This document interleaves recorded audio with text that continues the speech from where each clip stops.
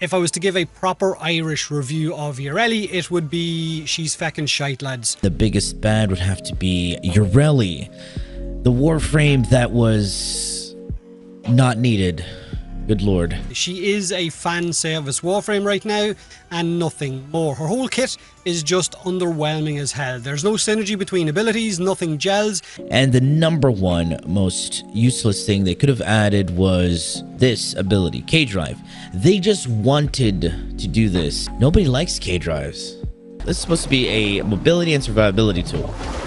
But guess what? She still can't go through a door. What is this? We build up all this speed and momentum, yet we can't go through a door. I don't understand. In fact, if it weren't for that one hotfix buff that she got, I'd argue that Yareli could very well have been the worst frame in the game. Little to no scaling on her damage, terrible limitations on her crowd control, an utter meme of a damage reduction power, Yareli is a hodgepodge of terrible design choices, made seemingly without any attempt at understanding the type of game she's designed for. This is the new Warframe. She can get stuck in stupid areas. Okay, now I'm okay. As soon as I said that, I got stuck. I can't move. I can't move. I firmly believe that this is the worst dedicated CC power in the game. 3 enemies is the most you can have in a horde mode game where dozens of enemies run towards you at any given time. Snares isn't a cheap garbage CC, it's an expensive garbage CC, requiring, get this, 75 energy just to reach its max potential. She is a Warframe that is basically made of glass. She will die rather quickly. Okay, we're not gonna be in Steel Path because, good lord, I don't know what's gonna happen to her in Steel Path. If you were to Google double-edged sword, the first image is a picture of this fucking jelly pancake. If you make a damage power, it needs scaling. What is this shit? It feels like I'm stuck in an alternate universe where all DE employees were replaced by goldfish. This power reminds me of less mechanically impressive powers that you would see on older frames back in like the early 2010s. Hey buddy, hey buddy, hey buddy, hey, I'm next to you.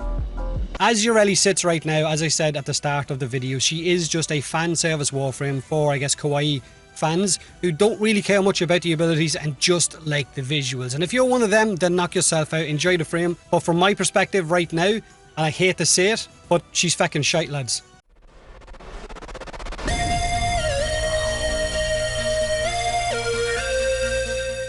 Even as I'm writing this, I'm questioning my own sanity. I genuinely thought that surely I must have over-exaggerated the condition of Yareli on her release. But no, it really happened. You know you shit the bed when Yareli is weaker than both Inaris and Hydroid. The primes of those frames were already ancient by the time she was released. After a year and some odd months, the devs finally decided that, yes, Yareli is in fact a steaming pile of garbage, even after some of the most aggressive buffs I've ever seen.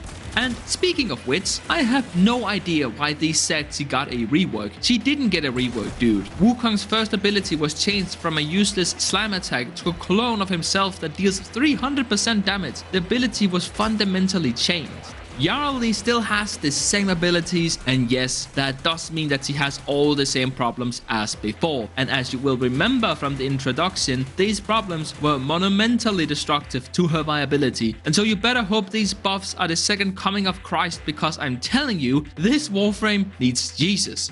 I need to calm down. Alright, fine. She has gotten a buff on her first, second and fourth ability, as well as her passive. Let's go over each of the changes and talk about why they don't work. Oh, I mean, let's discuss the changes and their impact on the meta and all that. Don't want to spoil the ending now. It used to give 200% critical chance, but now it gives 200% critical chance. And you get to keep the buff for 2 seconds without moving. I know you guys see crit and go apeshit. Fine, go play Trinity then. Some critical chance is not going to make a Warframe, and this is actually a nerf. Yes, I just said that unironically. Remember the Laetum? You know, the best secondary in the game?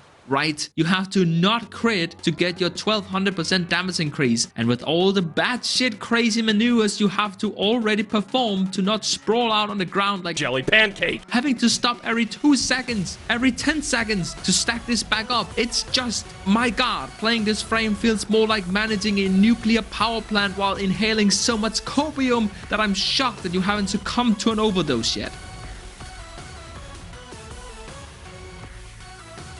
This ability has all the same problems as before, the main two complaints being that it needs line of sight and that it is expensive as all hell. Furthermore, the orbs is cast in such a needlessly wide arc, but they did remove the weird flight pattern, so at least that.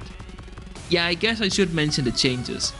Enemies suspended by sea snares has 200% damage vulnerability, and that means that their ability to take damage is twice as effective. So when they would have taken 3 damage, they take 6 instead and not 9. So with 300% ability strength, they have 400% damage vulnerability and take 3 times as much damage. Yeah, it's not exactly intuitive, but man does it have a lot of potential. As far as I can tell, it stacks multiplicatively with everything. Base damage, crit, elemental mod, the viral status effect. It stacks multiplicatively with Eclipse. Guys, that is not something you hear often. On a build with Eclipse, 300% ability strength and 10 stacks of viral, you would deal 47 times more damage to that target. And it was at this moment I allowed myself to have some hope for Yareli. And then I looked at the rest of the kit.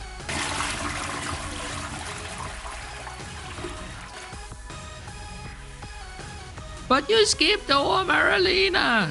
Oh, don't worry, we will get back to this K-Drive disaster. I have plenty to say about this undulating doormat. But first, this and this number is lying to you. This is a vacuum power. It gathers the enemies. So you'd think that it would pull the enemies within 39 meters of the ability towards the center of it for 17 seconds. But no. You see how this enemy is 20 meters away and yet nothing is happening? That's because Riptide only pulls enemies for 3 seconds at 100% duration. And at 273% duration, it pulls enemies for 3 seconds. What this means, effectively, is that you cannot pull enemies further than 20 meters away. And again, Magus Anomaly will do up to 30 meters. And furthermore, this terrible CC ability costs 100 energy to cast. That is outrageous. Dianix can do the exact same thing for 1/8 of the cost. Sure, he has to hit an enemy, honestly, so what? And also, using this as a damage ability is just laughable. Have you ever wanted to shield gate, but with extra steps? We usually categorize Warframes as health tanks, shield frames or invis frames, which is to say that we often categorize Warframes based on their survivability because that infers how they play. Some Warframes exist in multiple categories. Look at Merulina, who is both a shield gating Warframe and an invis frame. Then we also have a few ability tanks such as Rhino, who mainly uses Iron Skin, and Revenant, who exclusively uses Mesmer Skin. Yareli is a Merulina frame, and that is as dumb as it sounds. Let's just set one thing straight. This cannot be compared to Nisha's Warding Halo, because that ability redirects 90% of incoming damage into the ring, while Merulina only redirects 75%. While Nesha takes 100 damage from a 1000 damage attack, Yareli takes 250 damage from that same attack. It's a huge deal. You need that 90% DR if you want to health/shield tank. And I haven't even mentioned the fucking K-Drive yet. The only upside is that you get 1 additional second of invulnerability while up on the K-Drive. Well, you never want to be up on the K-Drive ever in the history of ever. You lose everything when you get up on that clunky, unfinished piece of shit movement tool. And I say that in giant quotation marks because it's more of an anti-movement tool. It obviously wasn't meant to go here. And just to answer the age-old question, no, she still cannot go through this door. You will hit these tiny invisible pieces of geometry and just get yeeted into the ceiling, and for some goddamn reason you will bounce backwards. You cannot use melee or primary, so no primer for you, no mobility, no damage. You cannot even use subsume abilities while up on this K-Drive. Why not? Titania can, so why not Yareli? And also, the tiny grace period after getting off Merulina is a meme. You'd be better off using Protective Sling. A damage rotation on Yareli will look something like this. Cast Merulina to not die. Group enemies with Riptide, then spam C-Snares. Get off Merulina and prime the enemies with the Zero. Get back on Merulina to not die. Jump into operator mode and strip armor. Make sure not to move for 2 seconds to get the stacks on your item and then kill. Repeat for every enemy group. This is an insane effort and never yielded more than medical results at best. If you think this makes it playable, then I'd like some of the copium you're on. So yeah, Yareli still needs a few years in developer oven. She went from being raw to being half cooked, but this is still just awful. I don't know if this is a hot take, but just get rid of the K-Drive, right? Make Merulina a skin for K-Drives and give a real survivability tool to Yareli. Also, Riptide needs to either have its energy cost cut by 50% or it needs to break the mold and drag the enemies for the full duration. I mean, you're still gonna get fucked by Xmas units, so at least let us have this. Anyways, Yareli still fucking sucks. I hate her. Have a better day.